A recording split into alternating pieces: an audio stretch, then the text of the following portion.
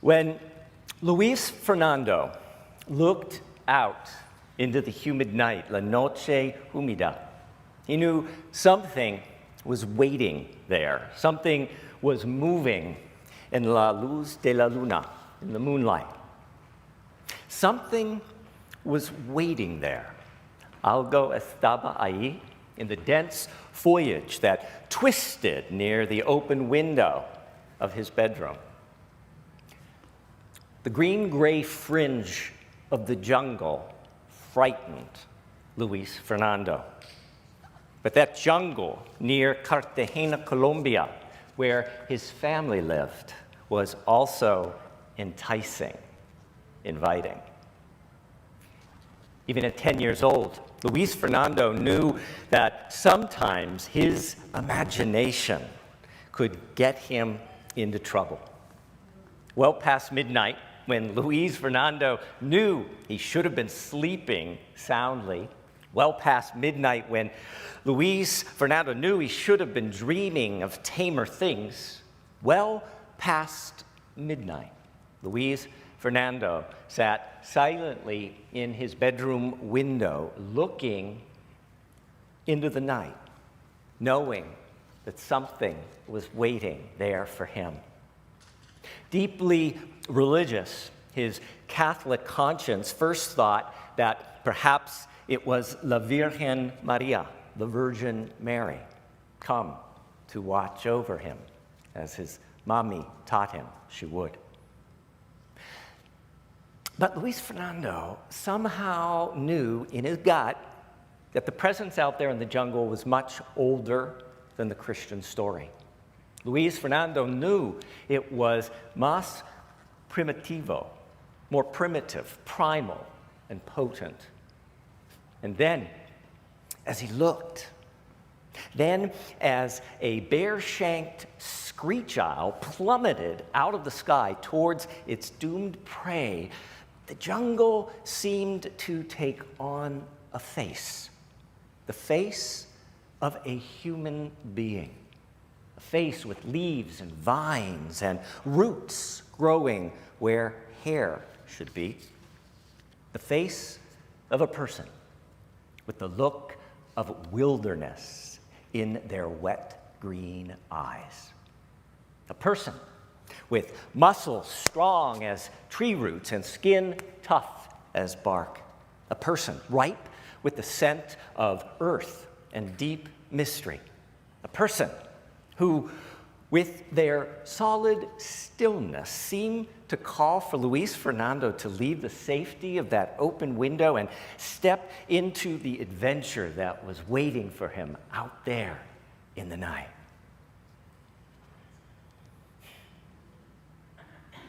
Years later, when he had immigrated from his native Colombia to El Ciudad Nuevo York, New York City, years later, when he was trapped in a 9-to-5 cage of a job, years later, when responsibilities mapped out every moment, years later, Luis Fernando had not forgotten that mystical face in the forest. Several times a year, he'd escape the concrete heat of the street and roam for hours among the rambling paths of Central Park.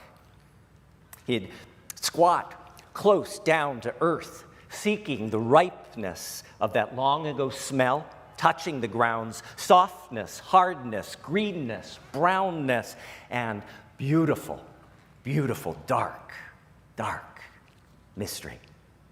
His eyes would look into tree branches, into the denseness of leaves, seeking the face that once seemed to call him towards a fiercely, frighteningly earthy adventure.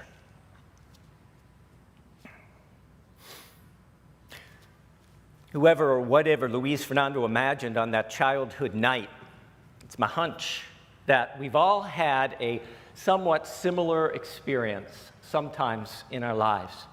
At least once we felt that call of the wild, the lure of the dusky path, the pull of that beautiful, beautiful, dark, dark mystery, the ache for Earth's raw embrace, the sense that something untamed and necessary and not entirely human was waiting there just outside of our reach.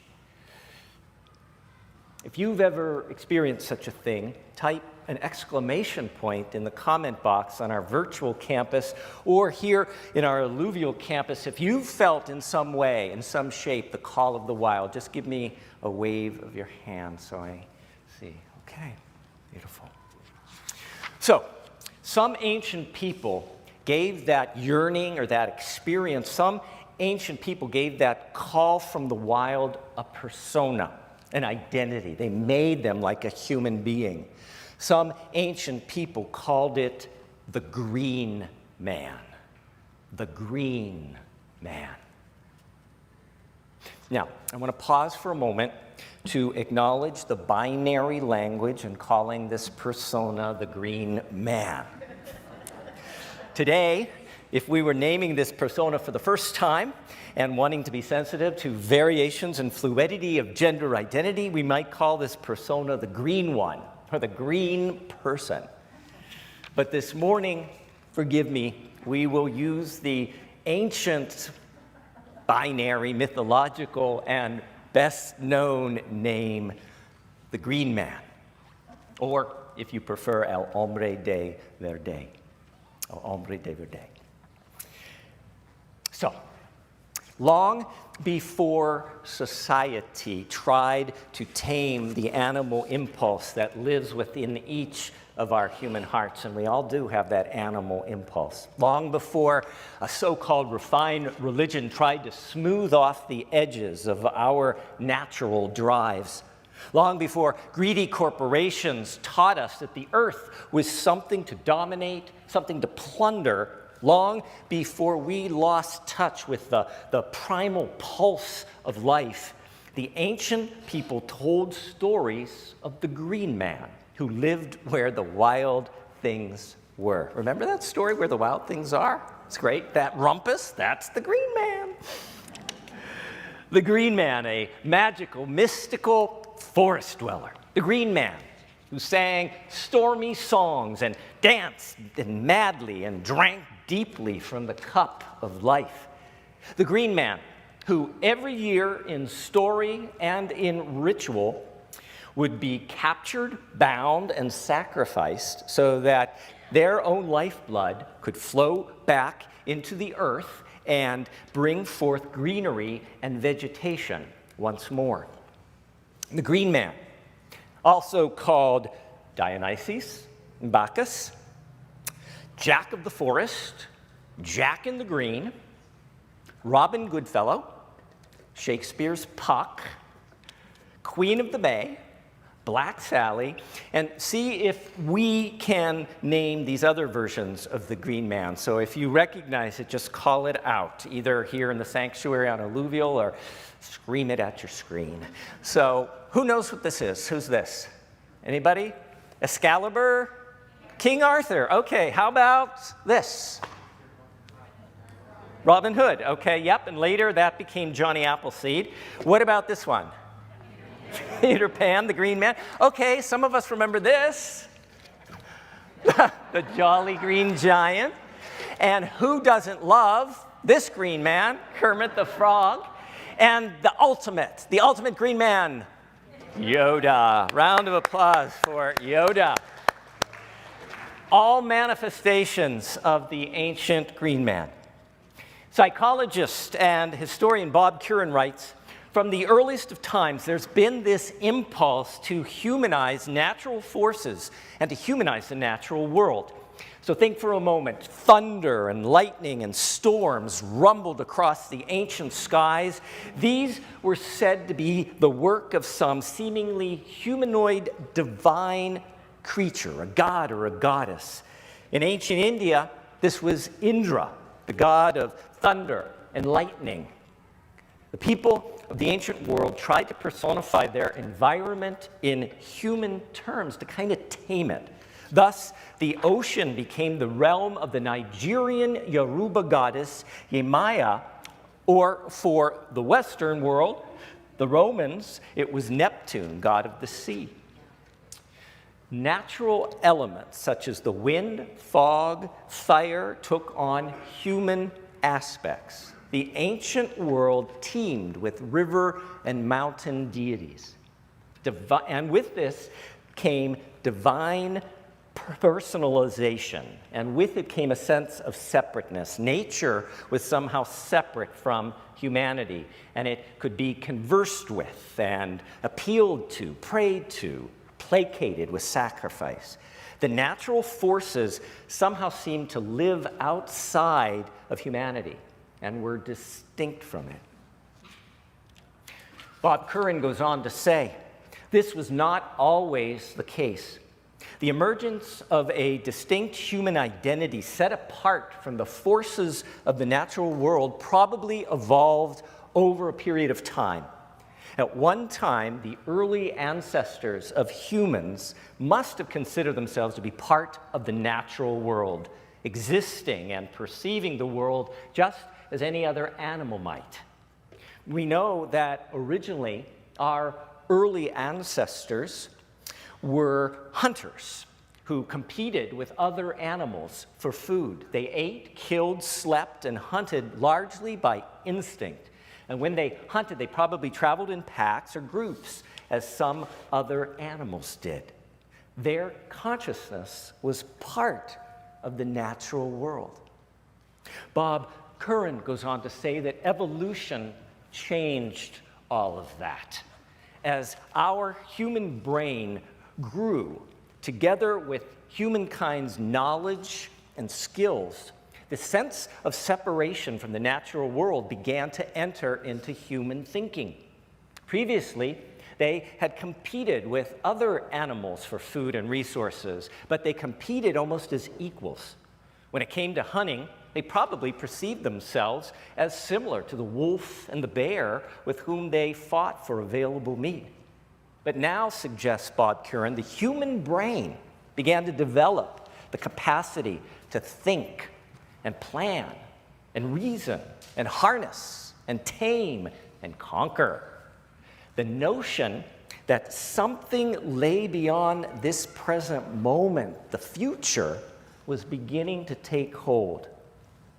And yet, says Curran, there remained within each evolving human being the memory of a time when we had been an equal part of the natural world.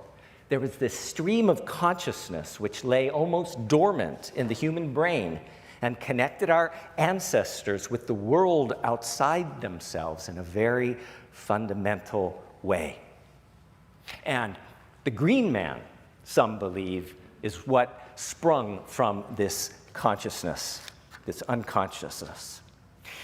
They say that encoded in our cellular memory is the experience of someone who lives outside in the woods or forest, who lives with the land, and who is one with nature. The roots and branch and leaves and vines and thorns that grow out of the green man's mouth, ears, and limbs symbolize this. The ancient memory that we are part of the endless cycle of life is remembered in the tales of this wild one who died each autumn when the sun disappeared, only to rise anew in the green spring of when the light returns. There are reasons why the faces of the green man were carved over and over into the frames of inns and pubs, huts and houses, and even the great Catholic cathedrals of Europe, the pagan green man everywhere. The green man's face was a direct link back to the oneness of creation, to the interconnectedness of all life. The seventh principle of Unitarian Universalism is we affirm and promote respect for the interdependent web of all existence of which we are a part. Our seventh principle links our present-day Unitarian Universalism back to its earthly, early earth-based origins and ancient mythologies that told stories about the finding one's spiritual power in the wilderness and through the cycles of the seasons. Now, I find this part most fascinating, and it could be just me. But later, this green man story in the ancient Semitic world in Palestine, the pagan green man was absorbed into the story of Jesus of Nazareth. In this Middle Eastern retelling of the green man's story, he's a carpenter, an earthy man who works with wood, who goes off into the wilderness for 40 days to commune with the raw power of the natural world. Connected to these primal roots, Jesus returns to civilized society to teach about the loving oneness of God and humanity. But eventually, the institutions of power nail Jesus to a tree and wrap his head with thorns and vines and leave him outside in the sun and rain and wind and cold. Jesus dies on that tree. And like the green man who was killed and then rose back to life in the spring, rumors circulated that Jesus rose to life again. Jesus was a green man for his time and place and culture. So I wonder, who is our green person for today? Where is our green person for today? And it's got to be more than the jolly green giant. In our present reality, and what a reality we have right now of ongoing pandemic, racial reckoning, deep political and social divisions, vaccine naysayers, attacks on science, falsehood run amok, and increasing climate crisis. In the midst of all of this, how might we embody this ancient archetype in our personal lives? How might we embody this ancient archetype in the shared life of this church community? Might we step beyond ideas of right doing and wrong doing to rendezvous with something untamed and necessary? Could we connect to the natural wholeness that waits for us out where the wild things are? In short, what needs to die? What needs to be sacrificed? What do we need to let go of so a more natural life and holistic balance can rise up green once more? D.H. Lawrence writes, "When we get out of the glass bottles of our ego, and when we escape like the squirrels turning in the cages of our personality and get out into the forest again, we will shiver with cold and fright, but things will happen to us so that we know ourselves anew. Cool, undying life will rush in, and passion will make our bodies taut with power. We shall stamp our feet with new power, and old things will fall down, and institutions will curl up like burnt paper." I just like that image. Institutions curling up like burnt paper. Goodbye, white supremacy culture.